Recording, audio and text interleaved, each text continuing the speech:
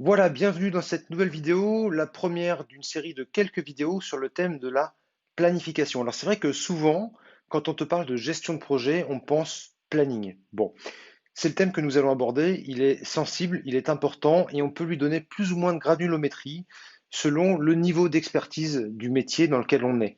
Tu n'es pas, a priori, un expert de la gestion de projet, donc tu n'as pas besoin de connaître tous les détails et tous les secrets de la planification, mais c'est important que tu connaisses les principes de base. Donc dans cette première vidéo qui est assez courte, je vais te donner quelques principes généraux qu'il me semble bon d'avoir en tête lorsque tu vas aborder la gestion du temps de ton projet, puisque c'est en gérant le temps du budget dans un premier temps que tu vas l'ancrer dans la réalité. Donc c'est ça qui va vraiment faire que tu vas le réussir ou pas. Alors, l'objectif, ça va être donc de planifier le projet. Je commence par cette citation que j'aime bien de Albert Einstein, qui dit que si j'avais une heure pour résoudre un problème dont ma vie dépend d'un problème important, hein, eh bien je passerais 40 minutes à l'analyser, 15 minutes pour en faire la revue critique et 5 minutes pour le résoudre. Une fois que tu as bien réfléchi, que tu as bien posé les bases de ton projet, que tu sais pourquoi tu fais les choses, que tu sais ce que tu as à faire, que tu as anticipé les problèmes qui pouvaient arriver, eh bien il te reste encore un petit peu à prendre le temps de caler correctement ton planning. Ça va vraiment optimiser tes probabilités de réussite et ça va te permettre d'être plus serein et plus efficace dans la réalisation de ton projet.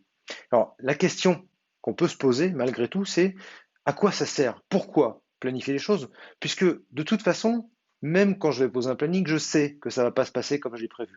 Ça, c'est sûr. À peine on a terminé le planning qu'il est déjà faux. Oui, c'est sûr, c'est vrai. Mais la planification en gestion de projet, c'est ta carte routière. Souviens-toi de la vidéo qui te disait le GPS de ton projet. Ben, on est vraiment là-dedans. Le planning, c'est ce qui va te permettre d'attaquer les travaux, les actions, en étant sûr que, au moins en théorie, tu puisses tenir tes objectifs. Et puis, lorsque tu vas avancer en cours de réalisation pendant ton projet, tu vas pouvoir comparer les écarts. Tu vas pouvoir détecter un retard, une avance éventuelle sur une tâche et déterminer son impact sur l'ensemble du projet. C'est pas parce que j'ai pris du retard au début du projet que je vais forcément finir en retard. J'ai pas forcément besoin de m'affoler. Et à l'inverse, c'est pas parce que j'ai pris de l'avance que je peux me permettre de ralentir. Donc tu vas découvrir à travers ces quelques vidéos des astuces qui vont te permettre d'anticiper, de comprendre l'évolution de ton projet et même de le partager avec d'autres et si besoin de démontrer ce que tu annonces.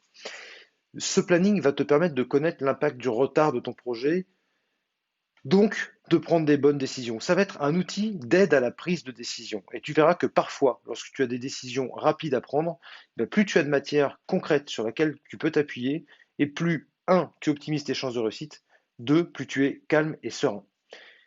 Ensuite, le planning, c'est un outil donc d'anticipation, de visibilité, mais c'est surtout un outil de communication. Tu le verras dans les vidéos suivantes. C'est d'abord le moyen de communiquer avec ses équipes, avec les tiers, sur l'avancée du projet. Est-ce qu'on va être en avance? Est-ce qu'on va être en retard? Comment ça se passe? Bon, quelques principes de base que j'aimerais partager avec toi. Le premier principe, c'est celui que j'appelle ou qu'on appelle la courbe du chien. La courbe du chien. Alors, on va se mettre en situation.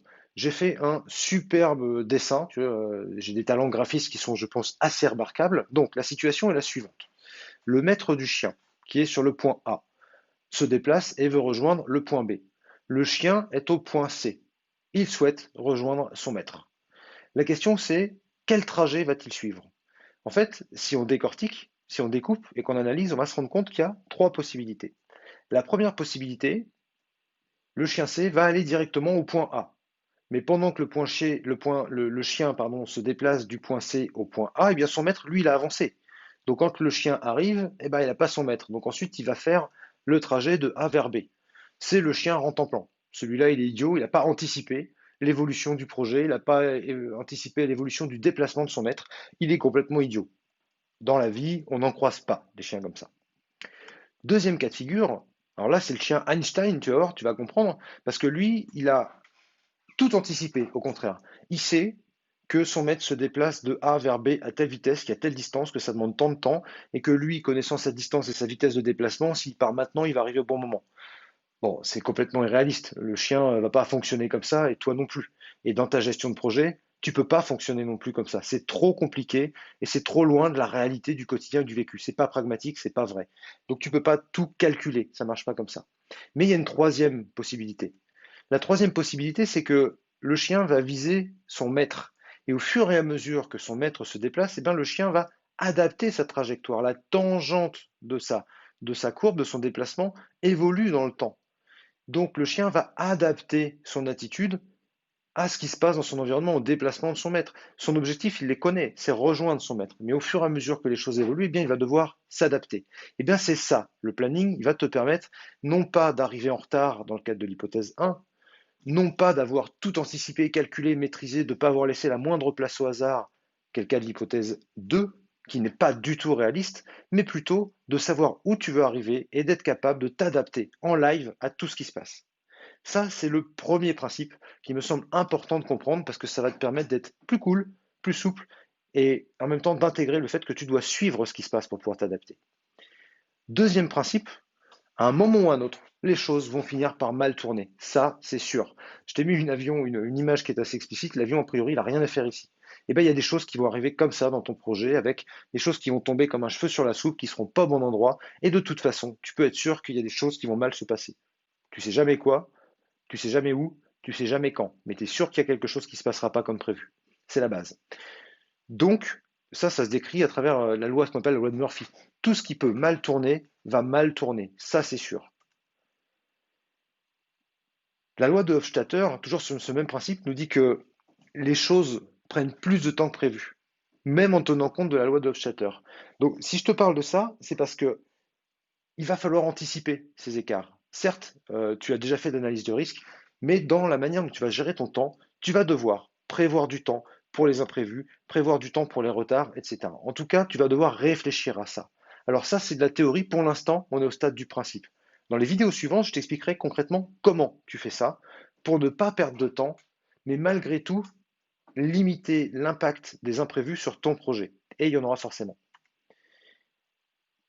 Troisième principe, eh ben, il va bien falloir donner des informations au tiers. C'est-à-dire que peut-être que ton projet il est financé par un tiers.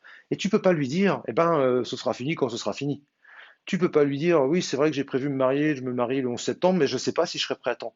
Tu peux pas dire ça. Donc tu dois bien donner des informations fiables aux tiers qui sont concernés par le projet, qui te soutiennent, qui t'accompagnent ou qui en sont dépendants, malgré tous les imprévus que tu vas rencontrer. Donc, malgré le principe 1 qui te dit qu'il va falloir que tu t'adaptes. Le principe 2 qui te dit qu'en gros, tu vas prendre des choses sur le coin du nez, que ça va modifier ton projet et qu'il va falloir faire face, et tu dois l'anticiper. Donc malgré tous ces aléas-là, tu dois donner des informations fiables à tes interlocuteurs. Ça va être le sujet des quelques vidéos qui vont suivre celle-ci, de te donner des outils, puisque on peut presque parler de science, qui vont te permettre de faire ça avec efficacité, d'être fiable, tout en intégrant le risque, l'incertitude, etc. Il y a des tas de choses qui ont été développées, c'est un métier, je vais t'en donner les grandes lignes, puisque tu n'es pas censé devenir un expert de la gestion de projet, cette formation n'est pas faite pour ça, mais en tout cas que tu comprennes et que tu aies des repères et des outils que tu puisses utiliser. Voilà, tu dois pouvoir planifier, anticiper les écarts. On a fait dans la vidéo précédente un temps sur la gestion des risques. Les risques vont changer l'objet du projet, éventuellement le quoi, mais ils vont impacter le temps. Donc tu dois planifier, anticiper les écarts de temps, puisque là on parle de planification. C'est ce que nous allons voir dans la prochaine vidéo. Donc je te souhaite à nouveau, j'espère que tu as bien compris cette vidéo. N'hésite pas à la repasser une fois encore, n'hésite pas à me poser des questions. Et puis de toute façon, tu vas voir, prends les vidéos suivantes, je pense que ça va être de plus en plus concret et de plus en plus appliqué pour toi. Voilà, à très vite dans la prochaine vidéo.